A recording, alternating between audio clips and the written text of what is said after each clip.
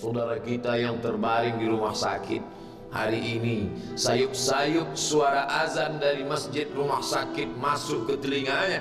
Dia menonton di televisi acara live salat Jumat, tapi saat itu dia hanya mampu terbujur kaku.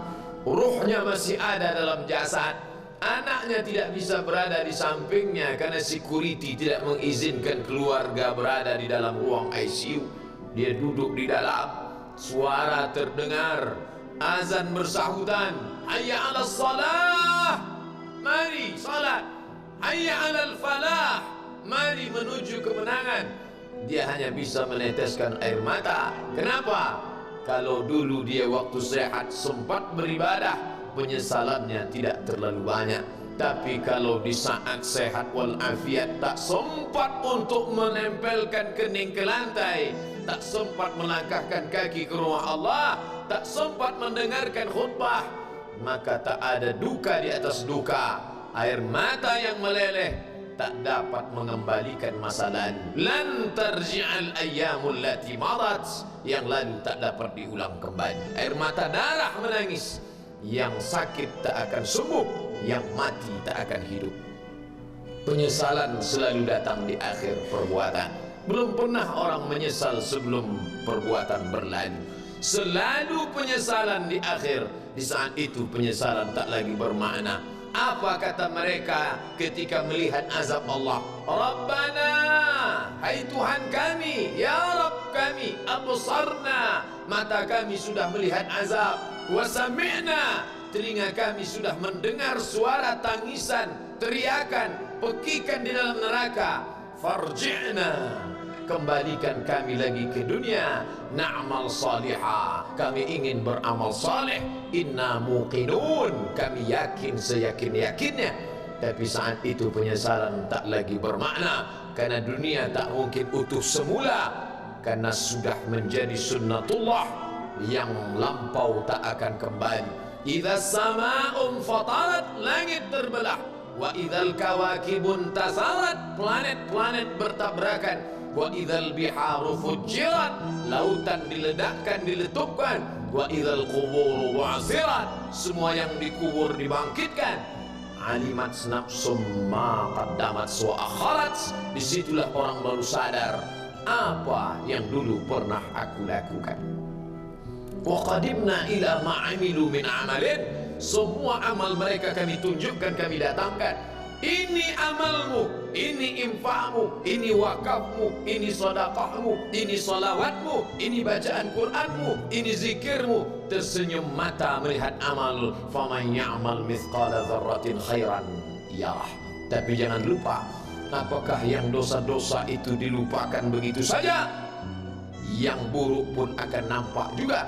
Faman ya'mal mithqala dzarratin syarran, sebesar ujung rambut, sebesar telapak kaki semut yang hitam, di atas batu yang hitam, di tengah malam yang kelam, di dalam samudra yang gelap, akan ditampakkan juga pada hari itu. Yauma tublas sarair, segala rahasia ditunjukkan, dan mata akan melihat dengan penglihatan yang nyata. Mulut tidak lagi bisa menjawab. Al-yawma nakhtimu ala afwahihim, hari itu mulut kami kunci, karena mulut itu yang dulu pandai mencari-cari alasan, bersilat lidah, maka hari itu lidah dikunci. Wa tukallimuna aydihim, tangan mereka akan buat bicara. Wa tashhadu arjuluhum, kaki bersaksi. Apa yang akan dibicarakan tangan, apa yang akan dipersaksikan kaki. Bima kanu yaksibun, semua yang pernah dilakukan di masa yang lalu. Berapa atasanmu sanggup memberi gaji sehingga begitu enteng kau tinggalkan sholatmu? Apa yang dijanjikan istrimu sehingga begitu enteng kau berikan yang haram? Hanya rayuan sesaat, padahal dia pun akan meninggalkanmu sebelum masa tua tiba. Apa yang dijanjikan anak-anakmu? Ayah, kami akan menjagamu di hari tuamu nanti, maka berikan kami yang kami inginkan. Belikan kami rumah yang besar, belikan kami kendaraan yang mewah. Nanti setelah hari tua kami akan menjagamu, kata mereka. Tapi setelah kita tua, dosa-dosa begitu banyak terkumpul, mereka pun meninggalkan kita di panti jompo yang penuh dengan kesunyian, hening, sepi. Suara cucu tak terdengar menangis, karena mereka pun malu mengakui kita sebagai orang tua. Suapkanlah yang haram ke mulut mereka, berikanlah yang batil ke dalam perut mereka. Itu hanya akan menjadi azab di dunia sebelum hari kiamat tiba. Ish ma syi'ta, hiduplah sesuka hatimu. Ish ma syi'ta, apa yang mau kau makan, makanlah. Apa yang akan kau bekerjakan, kerjakanlah. Fa innaka mayyit, tapi ingat, kau akan menjadi mayat, kau akan mati. Semua akan diminta pertanggungjawaban di hadapan Allah Subhanahu wa ta'ala. Hari ini orang boleh tertawa, hari ini orang boleh merasa dunia dia yang punya, tapi sampai masanya yang hijau akan berubah menguning, yang kuning akan mati, yang mati akan menjadi debu, yang debu ditiup angin hampa tak bermakna. Lalu apa yang akan dibawa menghadap Allah Subhanahu wa ta'ala? Amal saleh.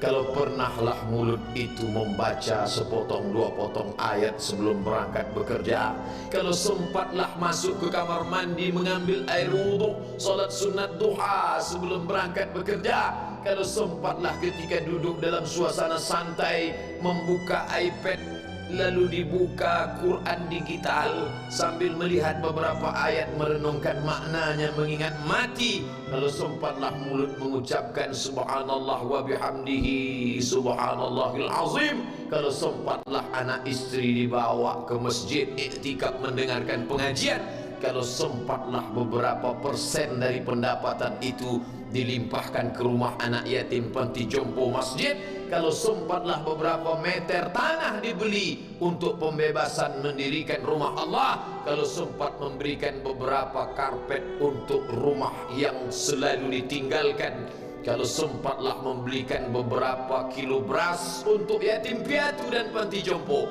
itulah yang akan menolong di hadapan Allah.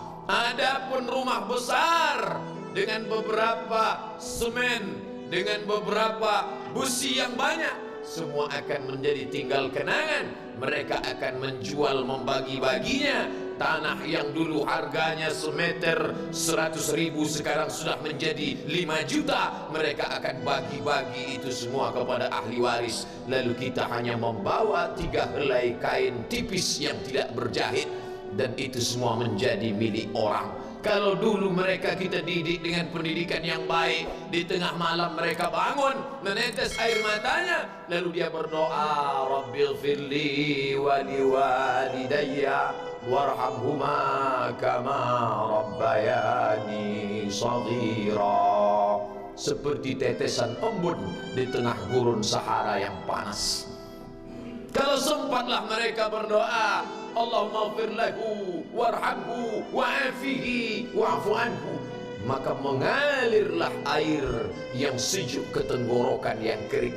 Kalau sempatlah mereka membeli makanan, diundangnya anak yatim, diusapnya kepala, ya Allah, terimalah sedekahku ini untuk almarhum ayahku, almarhumah bundaku. Aku tak dapat membalas budi baik mereka, ya Allah, mereka sudah mendahului aku. Maka akan mengalirlah itu sebagai perlipur lara di tengah alam barzakh sementara kiamat tiba. Tapi kalau mereka hanya dididik dengan keduniawian, dididik dengan kemewahan, disumbat mereka dengan materi, tak pernah diingatkan pada mati.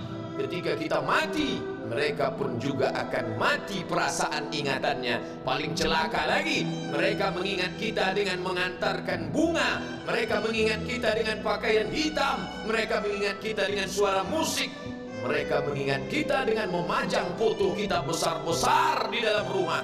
Dan itu hanya menjadi penghalang rahmat Allah turun, tidak berkesan sedikit pun. Mereka sedang menyangka kalau dinyanyikanlah lagu kesenangan kita, terobat rindu hatinya. Kalau dipajangnya foto kita, dilingkarkannya karangan bunga, puas rindunya.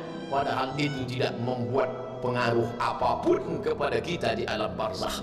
Maka sayang, buatlah sayang yang mengingatkan sesudah mati. Kalau rindu, buatlah kerinduan yang membuat dia akan tetap mengalir sebagai satu amal sesudah kematian. Idza matal insan, kalau manusia mati, inqata'a. Dulu rajin membaca Quran, berhenti. Dulu rajin sholat tahajud, berhenti. Dulu rajin menghatamkan segala yang baik-baik, berhenti. Tapi ada yang tetap mengalir. Di antara yang mengalir itu adalah shadaqatun jariyah. Sempat membelikan beberapa bungkus nasi. Nampak orang tua di panti jompo menyuap nasi itu, menggeletar tangan mereka karena usia lanjut, menetes air mata. Kita bukan sedang melihat orang tua, kita bukan sedang melihat orang lain. Saat itu kita sedang melihat potret diri kita 30 tahun yang akan datang. Di mana aku 30 tahun akan datang? Surga, kenikmatan yang luar biasa. Tapi dia tidak akan dimasuki oleh orang yang biasa-biasa. Solat biasa, baca Quran biasa, zikir biasa, untuk mendapatkan yang luar biasa. Maka itu bukan perimbangan ibadah yang fair.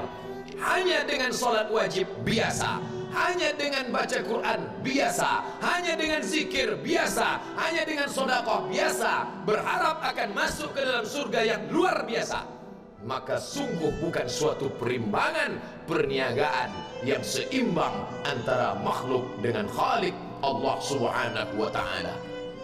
Khutbah Jumat ini kembali mengingat kita, mengajak merenung bersama. Kita ini mau kemana? Di sini untuk apa? Yang kita bawa menghadap Allah itu apa? Apakah nama, jabatan, kebesaran, harta benda ikut menghadap Allah? Tidak. Dia akan tinggal menjadi puing-puing kenangan. Yang akan dibawa adalah amal saleh. Makanya kita selalu berdoa selesai wudu, Allahumma ja'alni minat tawabin waj'alni minal mutatahhirin. Ditutup dengan waj'alni min ibadikas salihin.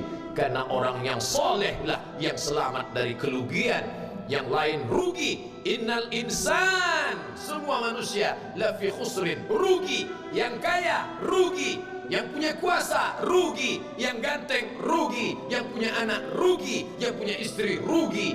Tapi ada yang beruntung, illalladzina amanu, kecuali yang beriman, wa amilus salihati, dan beramal saleh. Itulah orang yang beruntung, karena dia akan hidup dalam kehidupan yang kekal abadi, membawa iman dan amal salehnya. Kalau sampai hari ini masih bersemayam di dalam diri kita, mari kita jaga.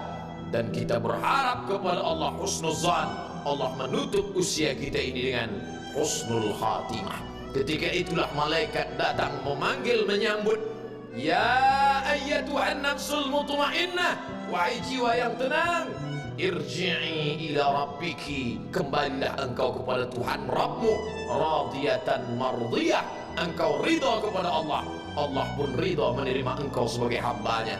Fadkhuli fi ibadi, masuklah engkau ke dalam golongan hambaku.